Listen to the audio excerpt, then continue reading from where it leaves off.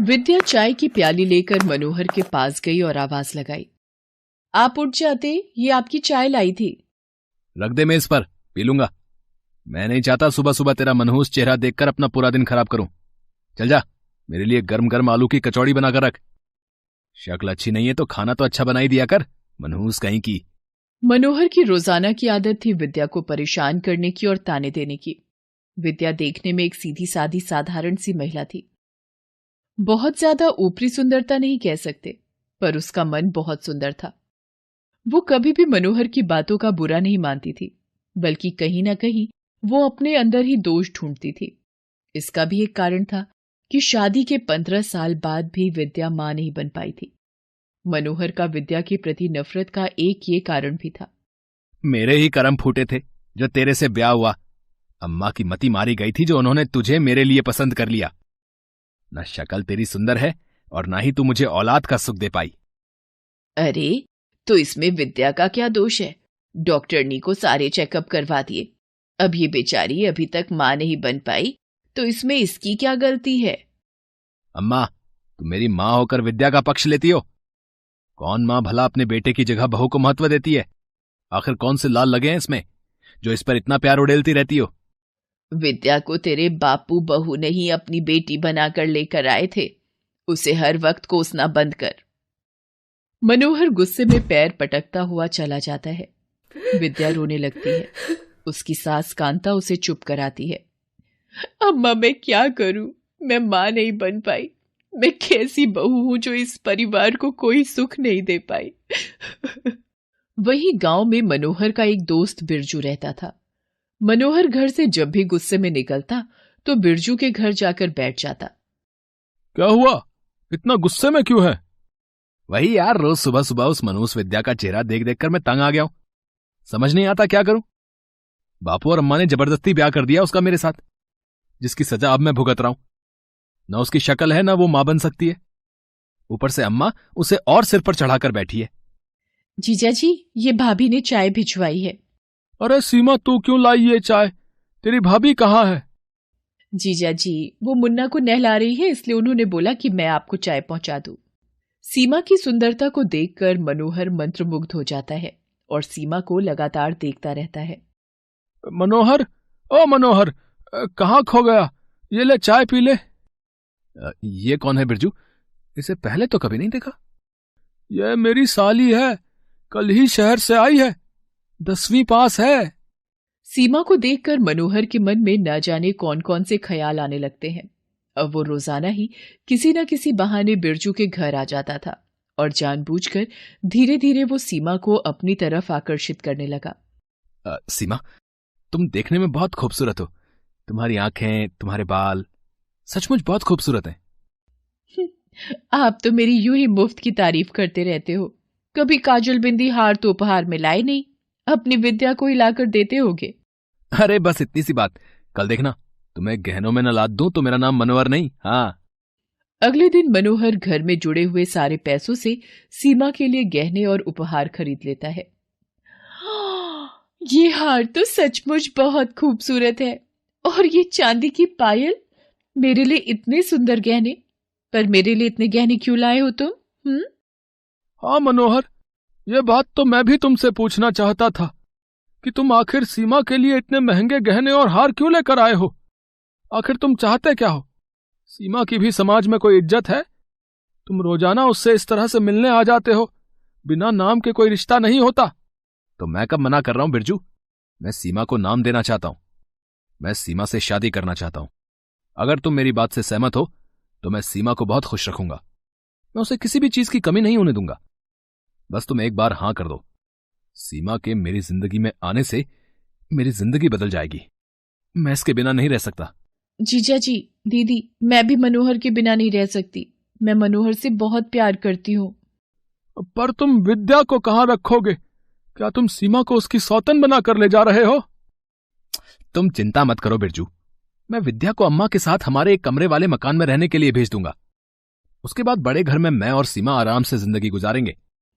मनोहर घर जाकर अपनी दूसरी शादी की बात अपनी मां कांता और पत्नी विद्या से कहता है। क्या कहा? तू विद्या की सौतन लेकर आएगा? तू दूसरी शादी का नाम अपने दिमाग में कैसे ला सकता है? विद्या ने तेरे लिए क्या नहीं किया। 15 साल उसने तेरे नाम कर दिए। तेरी एक आवाज में सब कुछ करती है। और जो तू पैसे उस सीमा पर उड़ा रहा है ना, वो सब तेरे साथ खेतों में मेहनत करके विद्या ने ही जोड़े हैं। समय पर फसल की देखभाल करना, समय पर फसल को पानी देना, सारा दिन खेतों में तेरे साथ वो काम करती है, साथ साथ घर भी संभालती है। फिर भी तुझे शर्म नहीं आती? तू एक कल की आई लड़की की सुंदरता को देखकर उस पर मोहित हो गया और उसे विद्या की सौतन बनाकर घर ला रहा है। अम्मा, अपने आप को संभालो, तुम्हारी तबीयत खराब हो जाएगी। तू ला तो रहा है उसे ब्याह कर, पर देख लियो, एक दिन तू खुद पछताएगा। मनोहर सीमा से शादी कर लेता है और उसके आते ही, अम्मा देखो, सीमा नहीं चाहती कि वो विद्या के साथ रहे, इसलिए मैं चाहता हूं कि तुम और विद्या वो सामने वाले छोटे कमरे में रहना शुरू कर दो। और हाँ, खर्चा पानी तो मैं तुम्हें दे नहीं पाऊंगा। वो छोटा जमीन का टुकड़ा तुम अपने पास ही रख लो। विद्या, उस पर खेतीबाड़ी करके तुम अपना और माँ का गुजारा कर लेना, ठीक है? ताकि हमें भी कोई परेशानी ना हो और तुम्हें भी। देखो जी, जल्दी जल्दी जितना भी कूड़ा कचरा है घर से बाहर फेंक दो। मेरे से ये बदबू और बर्दाश्त नहीं हो रही है। मनोहर, तेरी बीवी हमें कूड़ा कचरा बोल रही है और तू चुपचाप सुन रहा है। अम्मा, चलो हम वहां चलकर रह लेंगे, बेकार में अपना खून मत जलाओ। विद्या और कांता घर के सामने बने एक छोटे कमरे में रहने लगती हैं। सीमा को तो फिजूल खर्ची की आदत थी, क्योंकि वो शहर की रहने वाली थी, इसलिए वो रोजाना मनोहर को शहर घूमने के लिए ले जाती थी। तुमने तो कहा था कि तुम मेरे लिए पिक्चर की 2 टिकट लेकर आओगे। किसी भी तरह मुझे वो पिक्चर देखनी ही है। मेरी सहेली रूपा ने तो वो पिक्चर कब की देख ली। ये देखो मेरे हाथ में क्या है। अरे, ये तो शहर के सबसे बड़े सिनेमा हॉल की टिकट है। ये तो बड़ी महंगी आई होगी। अरे तुम्हारे सामने ये पिक्चर की टिकट महंगी क्या और सस्ती क्या? तुमने मुझे बोला तो मैं ले आया। ऐसे ही मनोहर रोजाना सीमा को घुमाने ले जाता था। धीरे धीरे समय बीता। सीमा के अब एक बेटा पैदा हो गया था, पर फालतू खर्चों की वजह से मनोहर का काम बिल्कुल खत्म हो गया था। लड़के के जन्म पर उसने बहुत खर्चा कर लिया था। उसने अपना खेत भी बेच दिया था। क्या करूं सीमा, घर का गुजारा कैसे होगा? मेरे पास बिल्कुल भी पैसे नहीं बचे हैं। देखो जी, तुम्हें औलाद चाहिए थी, मैंने तुम्हें बेटा दे दिया है। अब तुम इस तरह से हमें गरीबी और भूख में मारोगे तो मैं यहां एक दिन भी नहीं रहूंगी। क्या करूं, कहां से लाऊं पैसे? सब खत्म हो गया। सीमा भाभी, ओ सीमा भाभी, मनोहर भैया का पैर ट्रैक्टर के पहिए में आ गया, उन्हें अस्पताल ले गए हैं। मनोहर का पैर खराब हो जाता है, जिसकी वजह से वो अपाहिज हो जाता है और सारा दिन वो खटिया पर ही पड़ा रहता है। दिन पर दिन मनोहर बीमार रहने लगा था। सीमा बिरजू के पास जाती है और पैसों की थोड़ी सी मदद मांगती है। जीजा जी, मुझे कुछ रुपयों की जरूरत है। आपको तो पता है मनोहर की तबीयत ठीक नहीं रहती है। घर का गुजारा करना मुश्किल हो रहा है। अगर आप थोड़ी मदद कर देते तो। देख सीमा, मनोहर से शादी करने का निर्णय तेरा था, अब परेशानी भी तुझे ही खुद झेलनी पड़ेगी। हम तेरी कितने दिन मदद कर लेंगे बता? पिछले हफ्ते भी तू मुझसे 500 रुपए उधार मांग कर ले गई थी। अब मुझे माफ कर। सुनो जी, मुन्ना भूखा है, इसे दूध कहाँ से ला कर दूं? मेरी छाती तो बिल्कुल सूख गई है, दूध भी नहीं उतर रहा। कुछ खाऊंगी नहीं तो छाती से दूध कैसे उतरेगा? शायद ये मेरे कर्मों की सजा है। मैंने अम्मा और विद्या के साथ बहुत गलत किया। तभी विद्या आ जाती है। उसके हाथ में भोजन की थाली और लोटे में दूध था। ये लो सीमा, तुम्हारे और मनोहर के लिए रोटी और दाल लाई थी, और ये दूध मुन्ना को पिला दो। दीदी, आपने हमारे लिए इतना सोचा। मैं ये सब मुन्ना के लिए कर रही हूं। ये तो मासूम है। तुम दोनों के किए की सजा ये बच्चा क्यों भुगते?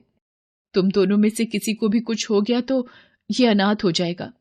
इसलिए अब से जब तक मैं जिंदा हूं, तुम्हारा और तुम्हारे परिवार का पूरा खर्चा मैं उठाऊंगी। मैं तुम्हारे परिवार को पालूंगी, और इससे ज्यादा मेरे से तुम दोनों कोई उम्मीद मत रखना। कांता विद्या के दर्द को समझ रही थी। मनोहर की आंखों में आंसू भरे थे। उसने विद्या के होते हुए भी सीमा से दूसरी शादी की, पर आज मुश्किल घड़ी में जब सबने मनोहर और सीमा से मुंह मोड़ लिया, तो विद्या ही थी जिसने उन दोनों का हाथ थामा और उनके परिवार को बर्बाद होने से बचा लिया।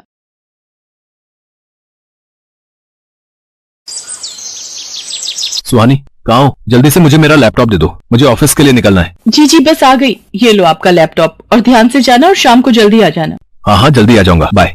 इतना कहकर गौरव अपनी बीवी सुहानी के माथे पर किस करके दफ्तर के लिए निकल जाता है। उसके जाते ही सुहानी भी घर के कामों में लग जाती है। तभी सुहानी कुछ बेकार सामान रखने के लिए स्टोर रूम में जाती है, जहां उसकी नजर गौरव और नैना की सगाई की पुरानी तस्वीरों पर जाती है। सुहानी उस तस्वीर को उठाकर सोचने लगती है। नैना अपनी बेस्ट फ्रेंड सुहानी को अपने बॉयफ्रेंड गौरव से मिलवाने के लिए रेस्टोरेंट में लाती है। तभी सुहानी नैना से बोलती है, नैना यार कहाँ है तेरा गौरव, जिसके चरणों का प्रकाश अभी तक इस रेस्टोरेंट में नहीं पड़ा? कब से इंतजार कर रहे हैं। अरे आते ही होंगे, थोड़ा सब्र कर ले, मैं कॉल करती हूँ उनको। इतना कहकर नैना जैसे ही गौरव को फोन करने लगती है, तभी गौरव वहां पर हाथों में फूलों का गुलदस्ता लेकर आता है और नैना को देते हुए बोलता है, सॉरी स्वीट हार्ट, मैं लेट हो गया। रास्ते में कार खराब हो गई थी तो कैब बुक करके आया हूँ, इसीलिए लेट हो गया, सॉरी। इट्स ओके, हम भी अभी आए हैं। झूठ बोल रही है ये, 1 घंटे से वेट कर रहे हैं। सुहानी कुछ भी मत बोल। गौरव, ये मेरी बेस्ट फ्रेंड सुहानी है। हेलो सुहानी। हाय, मुझे भूख लग रही है, कुछ ऑर्डर कर सकते हैं? हाँ हाँ बिल्कुल। इतना कहकर गौरव वेटर को बुलाता है और ऑर्डर देता है। सुहानी को गौरव पहली ही नजर में काफी आकर्षक लगता है। वो नजरें भर कर उसे देखते रह जाती है। कुछ देर बाद खाना खा पी कर सब वापस जाने लगते हैं। तभी गौरव, नैना रुको, जो तुम्हारे लिए लेकर आया था वो देना ही भूल गया। ये प्लेटिनम की गले की चेन है, तुम्हें चाहिए थे ना? वाओ, ये कितनी खूबसूरत है। तुमसे कम खूबसूरत है। ध्यान से जाना और हाँ पहुंचकर कॉल कर देना। और आपसे मिलकर भी अच्छा लगा सुहानी, बाय। इतना कहकर गौरव वहां से चला जाता है। नैना और सुहानी वापस अपने अपने घर आते हैं। कुछ ही दिनों में नैना के घर वाले अपनी बेटी की शादी की तारीख निकलवाते हैं। शादी की शॉपिंग और शादी के छोटे मोटे फंक्शन के दौरान सुहानी की मुलाकात कई बार गौरव से होती है और दिल ही दिल में सुहानी गौरव को चाहने लगती है। सुहानी इतना सोचकर उस तस्वीर को वहीं छोड़कर स्टोर रूम से बाहर आते हुए खुद से कहती है, नहीं नहीं, जो आज तक नहीं हुआ वो अब भी नहीं होगा। गौरव जी को कभी मेरी सच्चाई मालूम नहीं होगी कि उनकी बीवी बनने के लिए मैंने बहुत कुछ किया है और फाइनली वो मुझे मिल गए हैं जो मुझे चाहिए था। सुहानी इतना बोल ही रही होती है कि तभी उसकी सास माला वहां आकर कहती है, अरे बहू क्या हो गया, अकेले में कौन से भजन गा रही है? नहीं नहीं माँ जी, कुछ भी नहीं, आप आ गई मंदिर से, चाय लाऊं आपके लिए? हाँ, और साथ में थोड़ी मट्ठी भी ले आना। जी माँ जी ठीक है। इतना कहकर सुहानी रसोई में जाती है। चाय के साथ मट्ठी लाकर माला को परोसती है। चाय पीकर माला बोलती है, चाय ठीक है, बाकी का खाना भी जल्दी बनाकर तैयार कर देना, तब तक मैं अपने कमरे में रेस्ट करने जाती हूँ। घर का सारा काम अच्छे से खत्म करना बहू। जी माँ जी, आप रेस्ट कर लो, मैं सारा काम कर लूंगी। इतना कहकर सुहानी घर के कामों में लग जाती है। तभी रसोई में काम करते करते सुहानी का हाथ चाकू से कट जाता है और उसके हाथ से खून बहने लगता है। उस खून को देखकर सुहानी सोचने लगती है। सुहानी के सिर पर गौरव को पाने का भूत सवार हो गया था। एक रात बेड पर लेटे हुए सुहानी अपने फोन में गौरव की फोटो देखती है और खुद से कहने लगती है, गौरव तुम नहीं जानते मैं तुमसे कितना प्यार करने लगी हूँ। जिस तरह तुम नैना का ख्याल रखते हो, उसकी हर छोटी बड़ी जरूरत को पूरा करते हो ना, वो सब कुछ मुझे चाहिए। फिर चाहे मुझे मेरी दोस्त नैना को इस दुनिया से हमेशा के लिए रफा दफा क्यों न करना पड़े, मैं कदम पीछे नहीं करूंगी, बस मुझे तुम्हारी पत्नी बनना है। जैसे जैसे नैना गौरव की शादी के दिन पास आ रहे थे, वैसे वैसे सुहानी का पागलपन दिन पर दिन बढ़ रहा था। ऐसे ही शादी से कुछ दिन पहले सुहानी नैना को अपने घर बुलाती है। सुहानी, क्या हुआ, तुमने अचानक मुझे यहाँ क्यों बुलाया, कोई बात है क्या? नैना, मुझे तुमसे कुछ जरूरी बात करनी है। हाँ कहो, क्या हुआ? नैना, मैं एक लड़के से बहुत प्यार करती हूँ, इतना कि मैं उसके प्यार के लिए कुछ भी कर सकती हूँ और मैं चाहती हूँ कि मेरी शादी जल्दी से उस लड़के से हो जाए। पर क्या सुहानी, बोलना, पर कोई है जो मेरे प्यार के बीच में आ रहा है। कौन है सुहानी, मैं बात करूं उससे, बोल। और कोई नहीं बल्कि मेरी दोस्त नैना, तुम खुद हो। तुम जानती हो मैं किससे प्यार करती हूँ? गौरव से, और उसे पाना जिद है मेरी। इसलिए अब वक्त आ गया है कि तुम इस दुनिया को अब टाटा बाय बाय बोल दो। इससे पहले कि नैना सुहानी को कुछ कह पाती, सुहानी एक तीखे चाकू से नैना के दिल को चीर देती है और नैना की वहीं मौत हो जाती है। जिसके बाद सुहानी नैना की लाश को घर के बाहर गार्डन में दफना देती है और नैना की कार को ड्राइव करके खाई तक ले जाती है और वहां से कार को नीचे धकेल देती है। जिसके बाद सुहानी पुलिस को फोन करके वहां बुलाती है। नैना के घर वालों और गौरव को जब नैना के एक्सीडेंट की खबर मिलती है तो सभी इस हादसे की जगह पर आते हैं और पुलिस की जांच के दौरान बॉडी न मिलने पर नैना के केस को मौत और एक्सीडेंट बताकर फाइल बंद कर दी जाती है। नैना को मारने के बाद हमदर्दी दिखाने के लिए मैं गौरव के करीब आई और उससे शादी कर ली। धोखे से उसकी बीवी बनी। अपनी खुशियों को पाने के लिए अगर मैंने किसी को धोखा दे दिया तो क्या हुआ? जिंदगी में अपनी खुशी हासिल करने के लिए अगर कुछ करना पड़े तो वो गलत नहीं होता। मैंने जो किया वो बिल्कुल ठीक था और मैं कभी किसी को कुछ नहीं बताऊंगी। सुहानी इतना सोच ही रही होती है कि तभी वहां पर गौरव आकर बोलता है, तुम्हें क्या लगा था सुहानी? तुम मुझे बताओगी नहीं तो मुझे पता नहीं चलेगा। अब क्या पता चल गया? मैंने तो आपसे कुछ नहीं छुपाया। आप किस बारे में बात कर रहे हैं? यही कि आज संडे है यार, आज ऑफ है ऑफिस का और मैं खामखा तैयार होकर ऑफिस के लिए निकल गया, पर थोड़ी आगे जाकर मुझे याद आ गया और मैं वापस आ गया। वैसे तुम्हारे चेहरे का रंग क्यों उड़ा हुआ है? कुछ नहीं, मैं बहुत प्यार करती हूँ आपसे। मैं भी बहुत प्यार करता हूँ जान। चलो अब रेडी हो जाओ, घूमी घूमी करने चलें। सुहानी जल्दी से तैयार हो जाती है और दोनों घूमने के लिए बाहर चले जाते हैं और सुहानी के धोखे से बनी बीवी होने का सच किसी को पता नहीं चलता। रोहन बेटा, कृष्णा का फोन आ रहा है। बहुत दिनों से उसने एक रिश्ता बताया हुआ है तुम्हारे लिए। ऐसा करते हैं कल चलते हैं। ओफो पापा, इतनी जल्दी भी क्या है? अभी तो मेरी घूमने फिरने की उम्र है। ये शादी के नाम पर बेड़ी से मत बांधिए मुझे। चुप कर जा रोहन, कृष्णा तेरी बड़ी बहन है। उसने कुछ सोच समझ कर ही ये रिश्ता बताया होगा ना। तुझे पता है कानपुर के जाने माने लॉयर हैं लड़की के पापा, और लड़की भी लॉ पढ़ रही है। एक बार चल के तू देख तो ले, अगर लड़की पसंद ना आए तुझे तो रहने देंगे, ठीक है? ये सच था कि रोहन फिलहाल शादी नहीं करना चाहता था, लेकिन फिर भी अपने माता पिता के जोर देने पर वो अगले दिन लड़की के घर चला गया। लड़की का नाम कीर्ति था। कीर्ति के पिता कितने बड़े आदमी थे ये उनका घर देखकर ही पता चल रहा था। दीदी यार, ये कहां से लेके आई हो? इनकी हैसियत देखकर तो नहीं लगता कि ये हमसे रिश्ता जोड़ेंगे। फालतू में बेइज्जती हो जाएगी। तू चुप कर। लड़की के पिता तेरे जीजा जी को बहुत मानते हैं और तेरी फोटो देखने के बाद इन्होंने ही बात शुरू की थी। तो तू फालतू की बातें मत सोच और चुपचाप बैठा रह, समझा? रोहन की बहन कृष्णा बिल्कुल ठीक कह रही थी। असल में रोहन पहली नजर में ही कीर्ति के पिता को पसंद आ गया था और अब बारी कीर्ति को पसंद करने की थी। दीदी ये तो नहीं, मैं इससे शादी नहीं करूंगा। इतना कहकर रोहन गुस्से से उठा और वहां से बाहर चला गया। असल में कीर्ति का रंग काफी दबा हुआ था।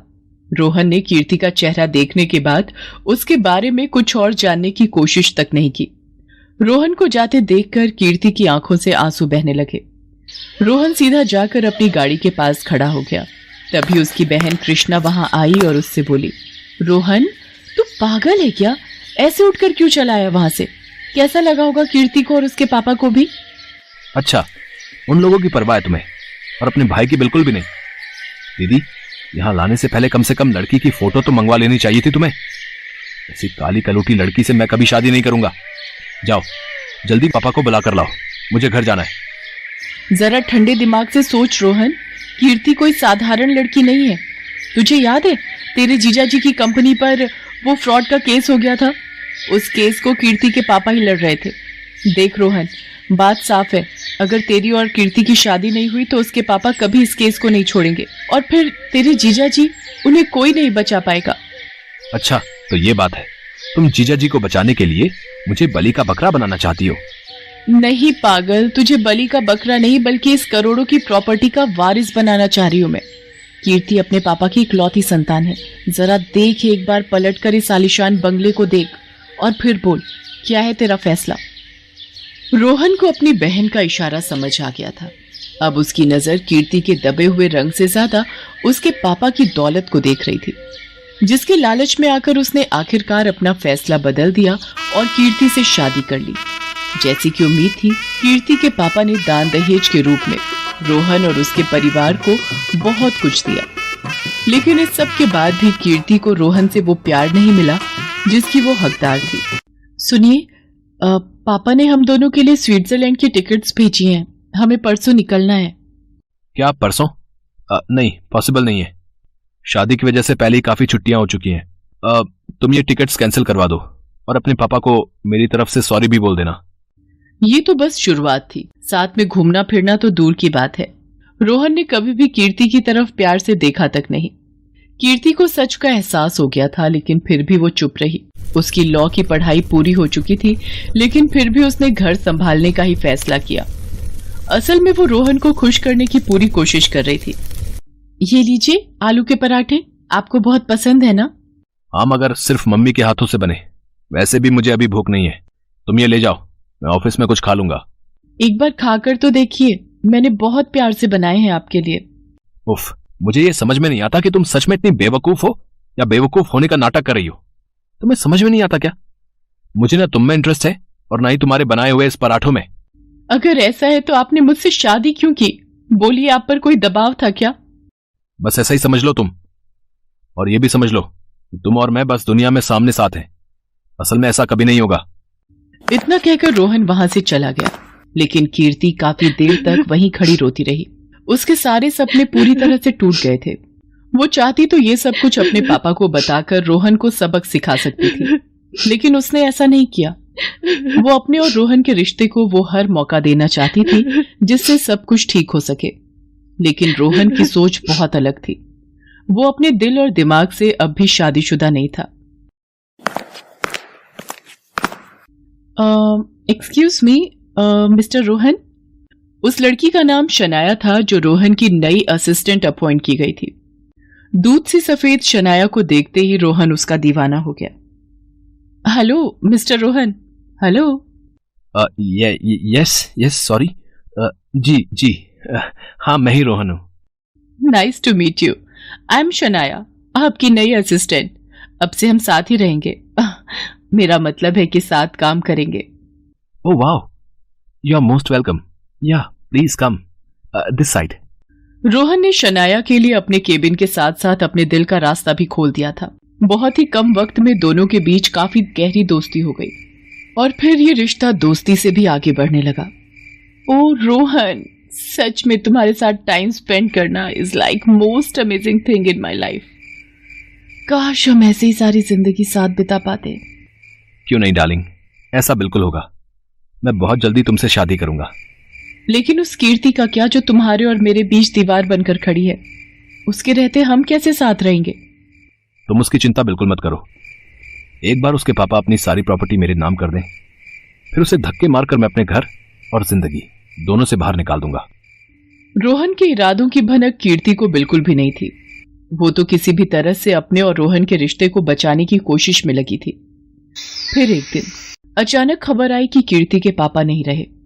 चौंकाने वाली बात यह थी कि मरने से पहले उन्होंने अपनी सारी प्रॉपर्टी एक चैरिटेबल ट्रस्ट के नाम कर दी थी। असल में ये कीर्ति की ही मर्जी थी। अपने पिता की मौत के गम में कीर्ति का रो रो कर बुरा हाल था, लेकिन रोहन गुस्से से पागल हुआ जा रहा था। एक बात बता, जब तेरे बाप को सब कुछ दान में ही देना था तो क्यों तुझे मेरे माथे मढ़ाया उसने, हैं? खबरदार, मेरे पापा के बारे में तमीज से बात करो। उन्होंने जो किया मेरे कहने पर ही किया। जब आप मुझे नहीं अपना सकते तो मेरे पापा की प्रॉपर्टी कैसे रख सकते हो? कीर्ति की बात सुनकर रोहन ने एक जोरदार थप्पड़ कीर्ति के गाल पर जड़ दिया। उस थप्पड़ की गूंज और तकलीफ तो कीर्ति ने किसी तरह बर्दाश्त कर ली, लेकिन अब जो उसके साथ होने वाला था वो उसके बर्दाश्त के बाहर था। रोहन अगले ही दिन शनाया को अपने साथ अपने घर ले आया और अपने माता पिता से बोला, मम्मी पापा, ये शनाया है। हम दोनों परसों शादी करने वाले हैं। रोहन, ये क्या बकवास है? तुम्हारी पत्नी कीर्ति है, भूल गए क्या? नहीं पापा, वो मेरी पत्नी नहीं, सिर्फ एक बोझ है जिसे दीदी की खातिर मैंने अपने सिर पर उठा लिया। लेकिन अब बस मैं इस काली कलोटी की मनहूस शक्ल और नहीं देख सकता। इससे कह दो कि चुपचाप यहां से चली जाए, वरना धक्के देकर बाहर निकालने में बहुत तमाशा होगा। रोहन के माता पिता ने उसे समझाने की कोशिश की, लेकिन अब इस सब की जरूरत नहीं थी। क्योंकि अब पानी सिर से ऊपर जा चुका था। अपनी सौतन को सामने खड़ा देखकर कीर्ति के सब्र का बांध टूट गया और वो बिना कुछ कहे अपना सामान लेकर खुद ही वहां से चली गई। कीर्ति कहाँ गई, कैसे गई, इस बारे में रोहन ने कभी जानने की कोशिश नहीं की और बिना देर किए शनाया से शादी कर ली। कुछ दिनों तक तो सब कुछ ठीक ठाक चला, लेकिन फिर शनाया उठो यार, मम्मी पापा कितनी बार पूछ चुके हैं, जाकर ब्रेकफास्ट रेडी कर दो सबके लिए। ओह गॉड, रोहन अपने मम्मी पापा को बोलो कि मैं उनकी नौकर नहीं हूँ। अगर भूख लगी है तो खुद कुछ बनाकर खा ले, मुझे अभी और सोना है। शनाया ये क्या बोल रही हो तुम? मैं शुरू से इग्नोर कर रहा हूं, इसका मतलब ये नहीं कि तुम जो चाहो वो करोगी। तुम इस घर की बहू हो, घर संभालना और सबका ख्याल रखना तुम्हारी जिम्मेदारी है, जैसे कीर्ति किया करती थी। क्या कहा तुमने? वो कीर्ति, उसकी और मेरी बराबरी तुम कर भी कैसे सकते हो रोहन? एक मिनट, कहीं ऐसा तो नहीं जैसे उससे तुम्हारा मन भर गया था वैसे ही अब मुझसे भी मन भर गया है? ओके, पर एक बात अच्छे से समझ लो रोहन, वाकई मेरी और उस कीर्ति की कोई बराबरी नहीं है। वो तो बहुत आसानी से तुम्हें छोड़कर चली गई, पर मैं ऐसे नहीं जाऊंगी। रोहन और शनाया के बीच हर रोज झगड़े होने लगे थे, जिसके बाद रोहन को हर पल कीर्ति की याद आ रही थी। उसने कीर्ति को ढूंढने की बहुत कोशिश की, पर वो उसे कहीं नहीं मिली। फिर एक दिन, माय लॉर्ड, ये आदमी मुझ पर बहुत अत्याचार करता है। इसके माँ बाप भी मुझे सारा दिन खरी खोटी सुनाते हैं। भगवान के लिए मुझे इससे तलाक दिलवा दीजिए, लेकिन वो सब भी जो मेरा हक है। मिस्टर रोहन, आपकी तरफ से वकील कौन है? कोई नहीं है सर, मेरे पास वकील करने के लिए पैसे ही नहीं है। इस औरत ने मुझे बर्बाद कर दिया है, मुझे कहीं का नहीं छोड़ा इसने। ये कहकर रोहन फूट फूट कर रोने लगता है। तभी कोर्ट रूम में काला कोट पहने कीर्ति दाखिल होती है और जज से कहती है, योर ऑनर, मैं कीर्ति, मैं हूं इनकी वकील। मेरे पास इस बात के पूरे सबूत है कि असल में इन दोनों की शादी ही गैर कानूनी थी, इसलिए अब तलाक का तो कोई सवाल ही नहीं उठता। क्यों, मैं ठीक कह रही हूं ना मिस्टर रोहन? कीर्ति को सामने देखकर रोहन कह तो कुछ नहीं सका, लेकिन उसकी आंखों से बहते आंसू बहुत कुछ बयां कर रहे थे। उसके अंदर का पछतावा भी और कीर्ति के लिए पहली बार महसूस हो रहा प्यार भी।